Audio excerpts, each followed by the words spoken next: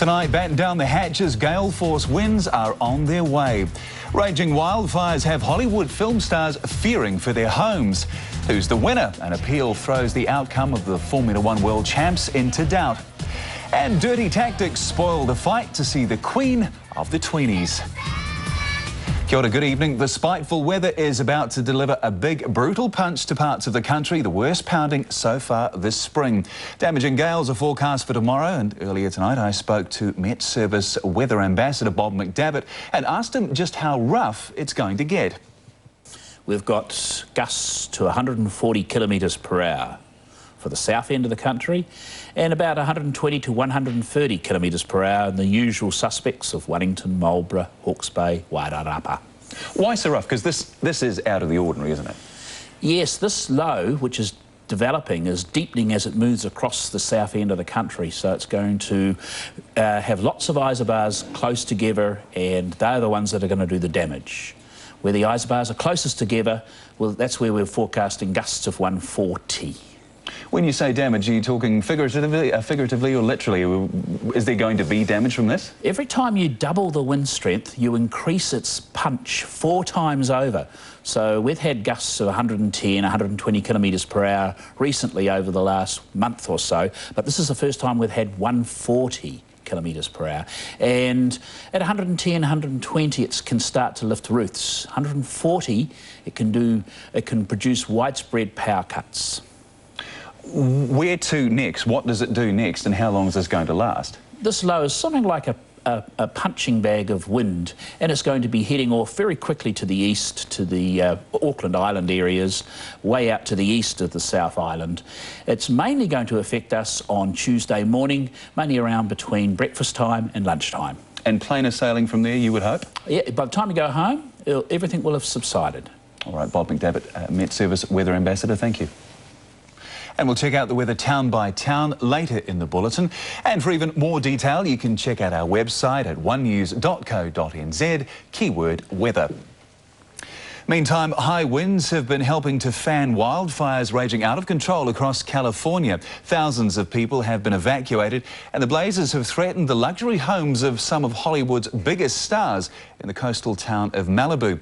They've also led Governor Arnold Schwarzenegger to declare a state of emergency in parts of the state. Here's the ABC's Brian Rooney. Fire was racing through the mountains before most people were out of bed. Flames, pushed by ferocious gusts of wind, created walls of fire and smoke around million-dollar homes and the central shopping district of Malibu. It was like Armageddon. They're all driving in here with the police and the fire trucks, and they're on megaphones screaming, mandatory evacuation, everybody leave. Blasts of burning embers flying thousands of feet were enough to start cars on fire. A Malibu landmark house known as the Castle caught fire when embers blew in through a ventilation grate. I'm watching the pillars burn. The castles are on fire. Artwork left in an empty fountain survived, although gilded security gates did nothing to save this elaborate home. But in one furious effort, firefighters were able to save an elementary school that had already started to burn.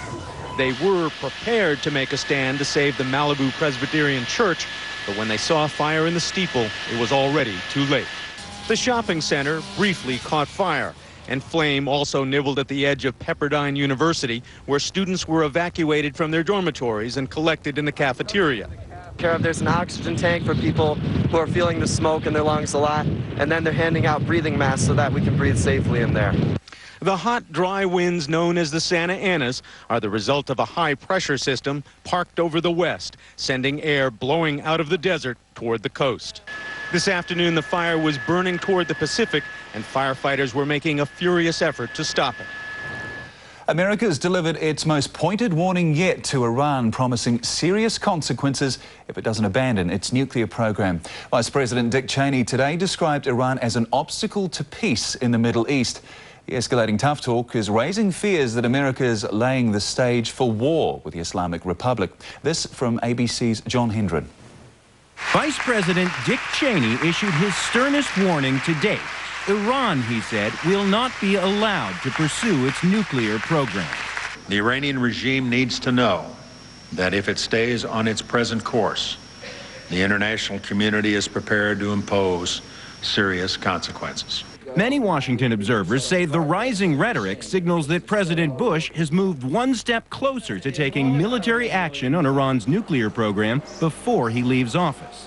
This is a little bit stronger than the previous formulation of the Bush administration to the effect that we're not going to take military options off the table. This sounds a little more threatening and foreboding. Cheney's statement on Iran bore a striking resemblance to a warning he gave less than 2 months before the U.S. invasion of Iraq. We will not permit a brutal dictator with ties to terror and a record of feckless aggression to dominate the Middle East and to threaten the United States. The vice president's forewarning to Iran followed this unusually strongly worded admonition from President Bush just days ago. So I've told people that if you're interested in World War III, it seems like you ought to be interested in preventing them from having the knowledge necessary to make a nuclear weapon. The White House said the president was just making a rhetorical point, but in Tehran, you can be sure they're following every word by the administration very closely. In another Middle East hotspot, the likelihood of Turkey attacking northern Iraq is growing tonight after fresh fighting between Turkish troops and Kurdish rebels. Turkey's leaders have promised to pay any price to defeat what they call terrorism after a raid by the outlawed PKK party that saw 17 soldiers killed. The BBC's Carolyn White has more. The civilian casualties caught up in an increasingly bitter conflict between Turkey and Kurdish rebels fighting for an independent Kurdish state. The wounded were amongst a wedding party whose minibus was blown up by a landmine, apparently laid by the PKK, the Kurdish rebel group. Tensions in this border region are escalating dangerously, with Turkey increasing its army presence here after several Turkish soldiers were killed in a PKK ambush. The rebels, they say, came into Turkey from northern Iraq, from their remote mountainous hideouts in this inhospitable terrain. The Kurdish population is currently spread between Turkey, Iran, Syria and into Kurdish-run northern Iraq. The PKK, or Kurdish Workers' Party, has been fighting for an independent homeland for tens of millions of Kurds. It's estimated that some 30,000 people have died in that fight since 1984. Anger among the Turkish people against the PKK attacks boiled over at a demonstration today, which police tried to quell with tear gas and water cannon. Many here back the idea of a Turkish invasion of northern Iraq to deal with the rebels once and for all. But the US and Europe fear that would destabilise the one largely peaceful area of Iraq, the Kurdish-run north, while experts warn that it might not succeed. There were 24 previous incursions into northern Iraq during the 80s and principally during the 1990s.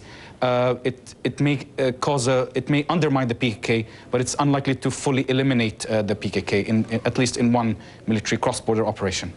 Yet the pressure will now be on the Turkish Prime Minister, Recep Tayyip Erdogan, to step up military action as he meets the army and security officials in Ankara tonight. Here, the fire service is counting the cost of a factory fire in the Auckland suburb of Penrose. Workers at the factory just happen to be building the service's new state-of-the-art mobile command centre. This is all that's left of the vehicle, which, complete with plasma TVs and high-tech communications, was built to be used to fight fires, not to be in them. It was already built, ready to go. Ready to be delivered fairly shortly. In fact, I was talking to the manager and he said he'd just finished it this week. A number of other vehicles were also destroyed in the blaze. The cause of the fire isn't yet known. There are renewed calls for the number of hours many New Zealanders work to be cut back. 1 in 5 of us work more than 50 hours every week, but unions and some MPs say that's too many and want the law changed. Beth Roach reports. 1980 and a Labor Day barbecue in the park. Do you know what Labor Day's for? Oh, not really. Fast forward 27 years though, and the average New Zealander is spending more and more time at work. Kiwis now work some of the longest hours in the Western world, beaten only by workers in South Korea and Japan. Labor MP Darian Fenton is pushing for a nationwide debate on whether our working hours should be limited. Many workers are contributing unpaid overtime, so they're staying at work, carrying on working, but not getting recognised for that. Working hours across the ditch are already regulated, but would it work here? It's perfectly fair and reasonable, given that we're given our time for our employers. It's a nice concept, but I don't think it would empower employees to suddenly cut off at a certain level. I mean, I'm supposed to finish at 4 o'clock, and I never finish before 5, and the expectation is I'm still there and I don't get any more money. Trade unionists say many people are working more than 40 hours a week to simply make ends meet, and others need to work longer to get their work done. Limiting work hours, they say, isn't the only solution. Penal rates, lifting wages, and then looking at workloads and perhaps regulating workloads of some of those workers who are just working hard to get the job done. Employers say it's clunky and wouldn't work. The better way of thinking about this is to invest in skills, make sure that investment's going on in technology and capital equipment. That way we'll build the value of every hour that we work in the economy. That means we can work less. Leaving us more time, hopefully, for picnics in the park. Beth Roach, One News. Just ahead, who was the clear loser in Australia's TV election debate? Kiwi hip-hoppers dance their way to the top. And meet the tween queen who's causing chaos in America. Welcome back. The Australian leader's feeling the heat after his challenger Kevin Rudd won the first and only head-to-head TV debate ahead of next month's Australian election. The show outrated Kath and Kim and Australian Idol. And as Australia correspondent Garth Bray reports, there was even a special guest appearance by the infamous Worm, which is featured in past New Zealand elections. Kevin Rudd's supporters liked it, and Labor's leader. But do you think you won it? Oh, look, that's for the people of Australia to decide. Oh, I was very happy. I got all the arguments across I wanted. So, were you aware the Worm was running right through on Channel 9? No. It was. The Worm gate crashed the great debate, sliding onto the screen, despite organisers' best efforts to squash it. With help from security, John Howard's been dodging this worm all week. And the live rating by 90 swinging voters was only supposed to appear after the debate. Australia's Nine network says it wasn't for politicians to decide what it puts to air. In 90 minutes, there were some crabby moments. No, that's pathetic. You were wrong and you knew it and you shouldn't have said it. Mr Howard, I stand by everything the OECD has said. Okay. It's not the Labor Party. I think we might be losing the point here. John Howard scored points, unusually making a policy announcement, promising a fund to help those on low incomes pay the bigger bills that'll come with moving to greener power generation. But he ran into flack, asserting he's the best placed person to talk US President George Bush into acting on climate change. My responsibility on climate change, Prime Minister, like yours in this nation, is to provide leadership for Australia. On Iraq, the Prime Minister pointed to a change of role for Australian troops, less combat and more training in military negotiations starting this week. Then ironically put the boot into his opponent for questioning that heads up. But you chose to use it in a very political fashion. None of that impressed the Worm. 65% support for Kevin Rudd, just 29% for the incumbent. But with 5 weeks of campaigning ahead, the Worm may still turn. Garth Bray, One News, Sydney. Staying in Australia, a 26-year-old woman remains in custody charged with violently shaking her 2-year-old son before putting him naked into a suitcase and dumping him in a pond in Western Sydney. Garth Bray again. Authorities may have failed to protect little Dean Shillingsworth, but they were pulling out all the stops to keep an angry mob away from the woman accused of his murder, the boy's 26-year-old mother. As people gathered for a candlelit vigil, police took the woman to where her son's body was found floating in a suitcase. Police allege the little boy was murdered 6 days before local children found his body. Police reportedly called here that same day to enforce a court order to turn the boy over to his grandmother. His mother allegedly told them that had already happened. When they checked, she became the chief suspect in this homicide investigation. Some are asking why child protection authorities didn't act sooner. I can confirm that there has been contact made with the department's helpline about this child. Back at the duck pond where they found Dean Shillingsworth, locals are wishing they'd done more. I really feel for this little boy and his family. I wish the community was there before this happened. The community's getting together. It's a shame it's taking something so tragic to bring the community together. At the local church, there were prayers and plans for a more permanent memorial dedicated to the toddler. Garth Bray, One News, Sydney. A New Zealand hip-hop crew that's been dancing together less than a year has taken out first prize at the World Champs. The six-person troupe, which includes former aerobics champions, the Aitken triplets, as well the judges, and as Lisa Glass reports, the winners are still coming down to earth. Want a recipe for world hip-hop success? Take 3 aerobics champs, who just happen to be triplets, blend with 3 South Auckland boys from top dance group Desire, mix for several months, then watch the gold medals roll in. We've all reached the world level and we've sort of come away with silver and bronze and silver, so this is sort of our first big win. With the slightly un-street name of the Xbox 360 NZ Ambassadors, this group of 6 have nevertheless managed to wow judges from around the world at the weekend's hip-hop championships in Belgrade, Serbia. They had a world panel of judges and they had a guest judge from the US who used to choreograph for Janet Jackson and Usher. The decision for the former aerobics champ Aitken triplets to combine with the boys from Desire came from chance encounters, training at the same gym. But going by such stellar success after just 6 months together, it's shaping up to be far more than just a marriage of convenience. The group is still in Serbia recovering from their world-beating effort, but they're promising we haven't seen the last of this winning blend. Lisa Glass, One News. Right, say the words Hannah Montana anywhere near a 9-year-old girl and be prepared to hear screams of excitement. Forget Britney and Christina among the preteen crowds now. Hannah is the newest, biggest and best thing.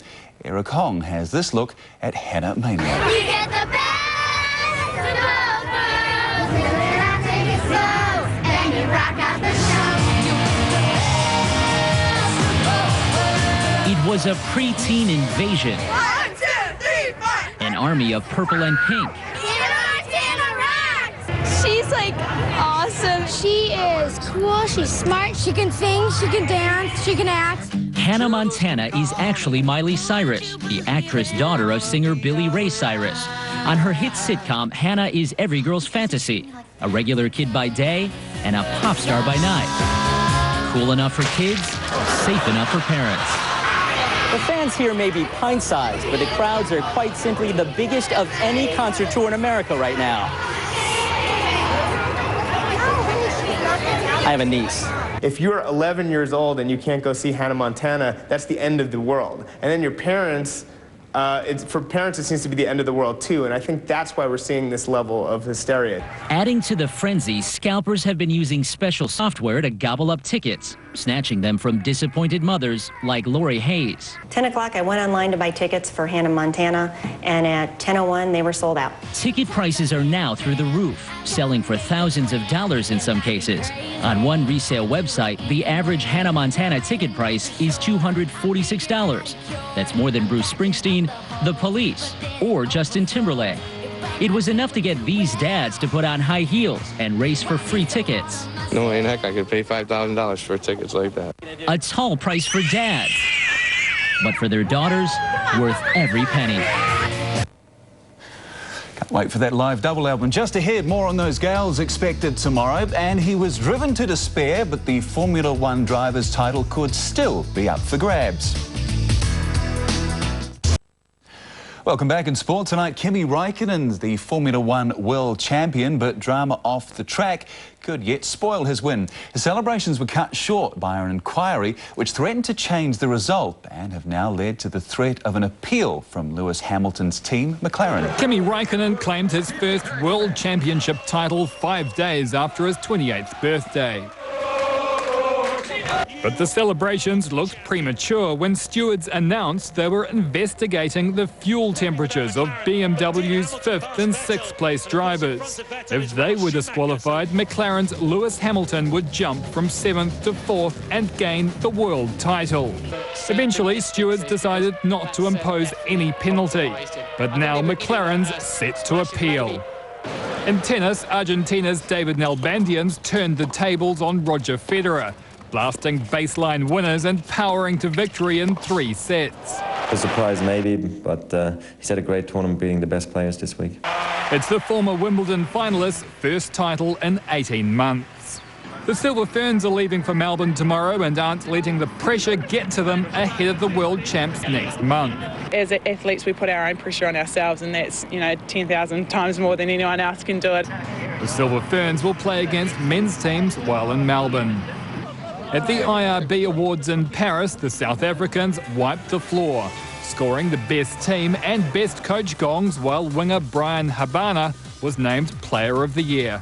What made it even more special is that I was, able to make a contribution to a team that has inspired a nation back home. New Zealand didn't miss out altogether. We have the best sevens team and the best sevens player in Afeleke Palanese. And the future of Kiwi rugby looks sound, with Robert Fruin named Best Under-19 Player. Lincoln University's putting other future sporting stars to the test. They're jumping, sprinting and struggling their way to score one of the university's 40 academic sports scholarships. We find a black cap of the future, or maybe an all black that might play and bring a trophy to New Zealand in 2011. After tasting defeat in 07, New Zealand's sporting hopes rest on the shoulders of tomorrow's stars. David Young, One News. To your morning headlines now. The New Zealand Herald leads with a Manukau neighbour blaming gangs after a bullet smashed into a house on Sunday. And 1 in 3 work colleagues will hit delete on sharply worded messages, according to a new study. The Don Post leads with lobbying intensifying within Labour for a looming cabinet reshuffle. And a growing number of people are living illegally in storage lockups as the cost of renting increases. The Press leads with Turkey saying it'll launch military action against Kurdish rebels in northern Iraq despite frantic appeals for restraint from America and NATO. And a rodeo clown says it was second nature to throw himself on top of an injured contestant to protect him from a rampaging bull. The ODT leads with officials struggling to find room for the country's bulging prison population. They're not ruling out reopening the former Dunedin prison. And vandals freed a yacht from its moorings, causing it to drift onto rocks in Otago Harbour. So those are what's in your papers. Now to tomorrow's weather outlook, and we have a heavy rain warning for the ranges of northwest Nelson and Buller, Westland and Fiordland. As we mentioned earlier, it's going to be seriously windy over much of the country. That's thanks to a strong west to southwest flow, with a number of fronts drag racing across the country. One of them should be across Cook Strait around lunchtime. A small low surges past Stewart Island, and that just helps reinforce the strong cold winds in the deep south.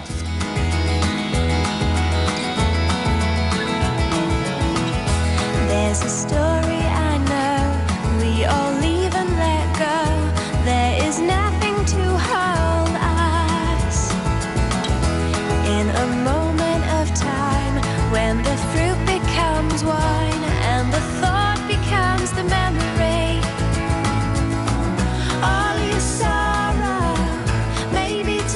And that's tonight for Monday. We'll be back again tomorrow. Until then, good night.